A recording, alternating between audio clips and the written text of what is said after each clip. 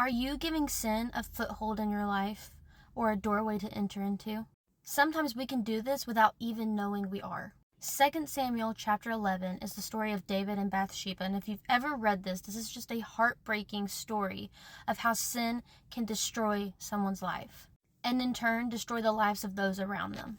And it all starts in verse 1 when it says, "In the spring, at the time when kings go off to war, David sent Joab out with the king's men and the whole Israelite army. They destroyed the Ammonites and besieged Rabbah, but David remained in Jerusalem." You see, David was supposed to be at war. David was supposed to be leading his army, but instead, he got lazy. He decided to stay back. He decided to delegate it to Joab, to have him go off instead.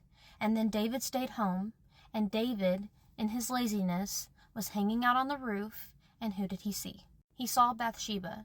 So you see, his roof, he was able to go out on, and it was above everything else in the kingdom. And he was able to look down into the courtyards, and he saw in her own courtyard Bathsheba bathing herself. And a lot of flack has been thrown at Bathsheba for this, but the reality of it is that she was in her own space, and David was not even supposed to be there at the time, and yet he still saw her because he decided to be lazy and not go off to war.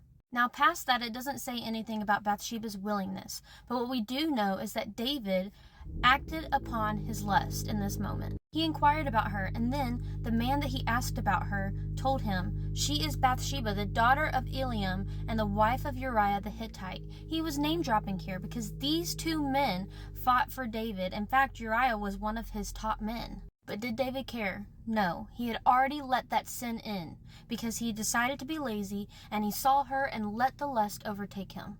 And if you've ever read this full passage, you know that it leads to the death of Uriah at the command of David, as well as the death of Bathsheba and David's son, who was conceived in this sin. All because David gave sin a foothold.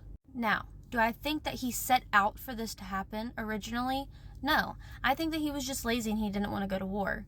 But because of his laziness, because he was not glorifying God in what he was doing, it led to sin, and then more sin, and the sin continued to grow until he didn't know what to do with it. He was in over his head, and so instead of rectifying it, he ended up just making it worse and worse. Because sin that is hidden in the darkness only continues to grow until it is brought into the light. But what is something that may even seem trivial in your life that might be giving sin a foothold? It's time to cut it out of your life. God bless you guys.